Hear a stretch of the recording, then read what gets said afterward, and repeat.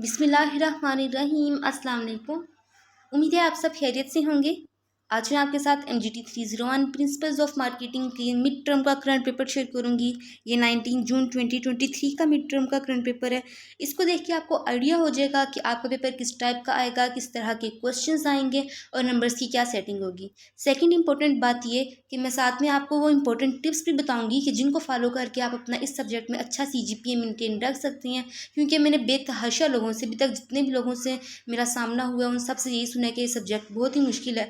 हालांकि ये सब्जेक्ट मैंने खुद भी पढ़ा है, मेरे फ्रेंड्स ने भी पढ़ा है, मेरे भाई ने भी पढ़ा है। उन सबसे पहले मैंने ये सब्जेक्ट पढ़ा था, उनको मैंने तैयारी करवाई है, तो मेरे इसमें कॉन्सेप्ट्स भी क्लियर हैं। और मैंने इसकी मिड टर्म की वीडियोस भी सारी अपलोड की हैं और फाइनल टर्म की भी की है। मेरी पूरी कोशिश थी कि मैं मिड टर्म के ऊपर जो कंप्लीट वीडियो होती है 1 से लेकर 5 थीम तक वो अपलोड करूँ, लेकिन वो मुझे टाइम नहीं मिला। फाइनल के लिए पूरी कोशिश है कि 6 से लेकर 13 तक की सारी जो थीम्स हैं वो आपके साथ शेयर करूँ। सब्जेक्ट बहुत ही आसान है। स्टार्ट करते हैं। टोटल 27 आपको MCQs दिए जाएंगे, जिनमें से 22 आपको अटैम्प्ट करने होंगे। 3 शॉर्ट क्वेश्चन दिए जाएंगे, 2 आपको अटैम्प्ट करने होंगे, 1 की चॉइस दी जाएगी। 3-3 मार्क्स का 1 शॉर्ट क्वेश्चन होगा। Same as it is 3 question दिए जाएंगे, 2 आपको अटैम्प्ट करने होंगे, 1 की चॉइस दी जाएगी और 5-5 मार्क्स का 1 लॉन्ग क्वेश्चन होगा। तो पहले हम ये देख लेते हैं कि जो 22 मार्क्स का पेपर है ये कहाँ से आता है। मीन्स का टोटल 38 मार्क्स का पेपर होता है, जिनमें से 16 मार्क्स के आपके शॉर्ट क्वेश्चंस और लॉन्ग क्वेश्चंस आ जाती हैं और 22 मार्क्स का आपका ऑब्जेक्टिव का पोर्शन ले जाता है। मैंने बहुत से स्टूडेंट्स को कहते हुए सुना है कि इसका पेपर पास्ट पेपर में से आता है। देखिए, ये बात मैं यहीं पे आपको प्रूफ करके देती हूँ कि बात गलत है कि MGT 301 का पेपर पास्ट पेपर में से आता है। नंबर 1 कि इसकी जो बुक है वो चेंज हुई है। पहले इसके लेक्चर्स वाली तरह की बुक थी और अब इसकी थीम आ गई है। टोटल 13 थीम है। कभी 5 मिड टर्म के बीच में आ जाती हैं, कभी 6 मिड टर्म के बीच में आ जाती हैं। तो ये बात यहीं से गलत होती है। और अगर आप पास पेपर कर भी लेना तो सिर्फ वहाँ से आपके MCQs होंगे और बुक भी अब चेंज हो गई है, वर्डिंग टोटली चेंज हो गई है। और अगर मीन्स कि आपको पता है कि MGT का ऐसा सब्जेक्ट है कि जो पेट चीज़ें पूछी जाती हैं वहाँ पे आप रट्टा नहीं लगा सकते, आपको कॉन्सेप्ट की ज़रूरत होती है। और अगर आप पास पेपर से कर भी लें, किसी के नोट्स, किसी की फाइल्स को देख के कर भी लें, तो उसका आपको कोई फ़ायदा नहीं होगा। क्योंकि मैंने खुद बजाते खुद कभी किसी के पास पेपर्स को या ये जो नोट्स होते हैं, फाइल्स होती हैं, इनको रीड नहीं किया। क्योंकि मेरे ख्याल में कि हर एक की अपनी ओपिनियन होती है, अपनी थॉट्स होती हैं। किसी को कोई चीज़ इंपॉर्टेंट लगती है तो किसी को कोई चीज़ इंपॉर्टेंट लगती है। हर एक ने अपने हिसाब से नोट्स बनाए होती हैं। लेकिन जो हमारा पेपर बनना होता है ना, वो हमारे हैंड आउट से बनना होता है। अगर हम अपने हैंड आउट्स कर लें तो हमारे MCQs भी हो जाएंगे, शॉर्ट क्वेश्चन भी हो जाएंगे और लॉन्ग क्वेश्चन भी हो जाएंगे। जबकि अगर हम पास पेपर पे बैठे रहें ना, कि मीन्स यानी 1 साल या 2 साल पुराने वाले पास पेपर कर लेते हैं, तो वहाँ से कुछ भी नहीं होना। अगर आप करें भी वहाँ से तैयारी तो जस्ट MCQs होंगे। और ये बात भी यहीं से गलत हो जाती है, क्योंकि जो हमारा MGT का पेपर है ना, वो कंडीशंस के थ्रू पूछा जाता है, सिनेरियोज के थ्रू, एग्जांपल्स के थ्रू पूछा जाता है। तो यह चेंज होती रहती है, इसमें पेट चीज़ नहीं पूछी जाती। और अगर आप पास पेपर कर भी लेना, वहाँ से जस्ट आपके MCQs ही कवर होंगे, वो भी 1 या 2 आपके लक पे डिपेंड करता है कि आ जाए या ना आए। और जो शॉर्ट क्वेश्चंस, लॉन्ग क्वेश्चंस हैं, उनको क्या छोड़कर आना है? नहीं ना। बस मेरा फोकस इस बात पे है कि आप अपने हैंडआउट्स को रीड करें, वहीं से ही आपकी सारी चीज़ें कवर हो जाएंगी। और ये बात ना आपकी लक पे डिपेंड करती है। जो किसी का पेपर 50% पेपर फास्ट पेपर में से आ जाता है, 50% पेपर हैंडआउट्स के बीच में आ जाता है। किसी का 75 और 25 का रेशियो रख के पेपर बना दिया जाता है। जबकि किसी का तो ज़रा सा टच किया जाता है, मीन्स के 1 या हद 2 MCQs पास्ट फाइल्स में से उठाए जाते हैं। बाकी सारा का सारा पेपर आपका हैंडआउट्स में से उठाया जाता है। वीडियो लंबी होती जा रही है। जस्ट मेरा फोकस यही है कि आप अपने हैंडआउट्स को रीड करें, क्योंकि यहीं से आपके MCQs, यहीं से आपके क्वेश्चन आंसर्स निकलने हैं। किसी की फाइल पढ़ने से कोई फ़ायदा नहीं होगा। जस्ट अपने क्विज़ेस को रीड करें। क्योंकि जो जिस तरह का एक क्वेश्चन है ना कि सिलेक्टिव रिटेंशन, ये किसकी टाइप है, तो फिर अब इस टॉपिक के बीच में से जो आएगा ना, कोई क्वेश्चन बना के वो 3 नंबर का आपको दे देगा, या फिर आप उसकी वर्डिंग चेंज करेगा कि जो ये सिलेक्टिव रिटेंशन है, इसकी मतलब इसकी कितनी टाइप्स हैं, आगे से कोई टाइप है या नहीं है। वैसे है तो नहीं है इसके आगे से कोई भी टाइप, या इसके साथ ही टोटल कितनी टाइप्स हैं। टोटली 3 बनती है ना सिलेक्टिव रिटेंशन वाली, तो आपने ऐसे बताना होता है। तो मीन्स के ऐसे वर्डिंग चेंज करके दे देते हैं, मायने उसका वही होता है। पर लेकिन ज़ाहिर सी बात है हम वहाँ पे कंफ्यूज हो जाती हैं। ये चीज़ें हमें पास्ट पेपर करने से नहीं आएंगी बल्कि हैंडआउट्स करने से ही आएंगी। और यकीन जाने अगर आप अपने हैंडआउट्स को कर लेंगे ना, आपके दिल को खुद भी इत्मीनान होगा, सुकून होगा कि भाई मेरी तैयारी है।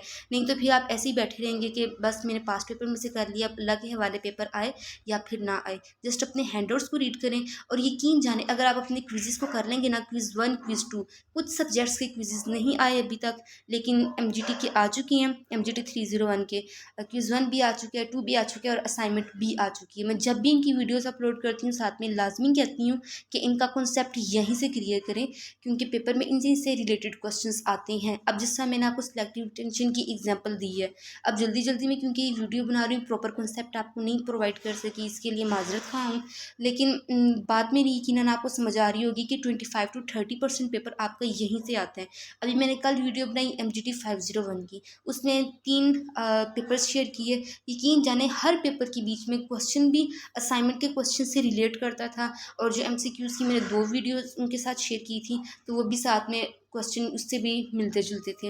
आप अपने फ्रेंड्स से जो उन्होंने क्विज़ किए हैं वो भी लें और जो आपका अपना क्विज़ है वो भी लें, इसका मिल के तैयारी करें तो इंशाल्लाह आपकी ये हो जाएगी। सबसे पहले आपने अपने क्विज़ को रीड करना है, फिर असाइनमेंट करनी है और तीसरे नंबर पे आके जस्ट आपने मोटे मोटे हैंडआउट्स कर लेने हैं कि किस में क्या काम हो रहा है, किसका क्या पर्पज़ है। ये करेंगे तो बस इनफ, आपकी तैयारी हो जाएगी, आपको पास पेपर खोलने की ज़रूरत ही नहीं पड़ेगी। हो सके तो थोड़ा सा करंट पेपर्स को रीड कर लीजिएगा। अब आपकी बात आती है शॉर्ट और लॉन्ग क्वेश्चंस की।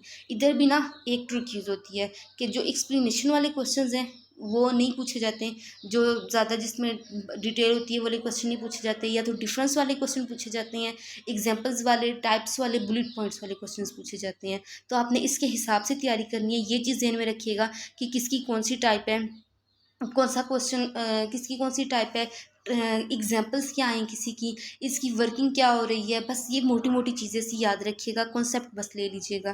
क्वेश्चन नंबर 1 को देखते हैं। How the marketers attract customer through marketing for an organisation.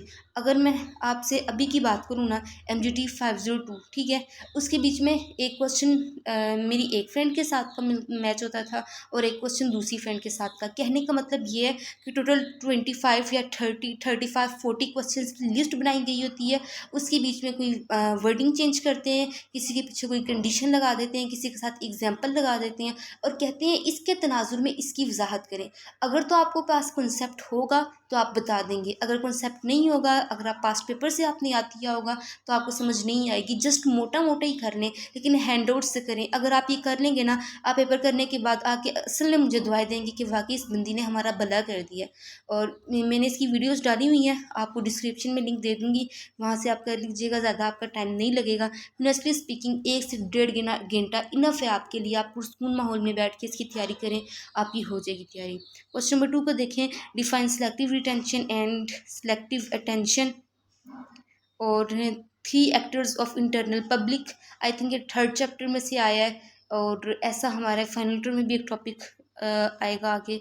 अब यहाँ से लॉन्ग क्वेश्चन स्टार्ट हो रहे हैं। What is data and methods of contact for data collection. यहाँ पे इसने हमसे कंटेक्ट की बात की है।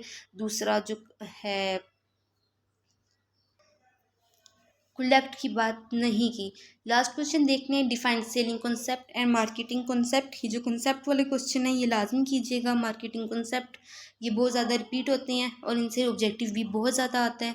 आगे भी आपके साथ पेपर शेयर करूँगी। अभी शाम को भी मेरी एक फ्रेंड का पेपर है, इंशाल्लाह वो भी आपके साथ शेयर करूँगी।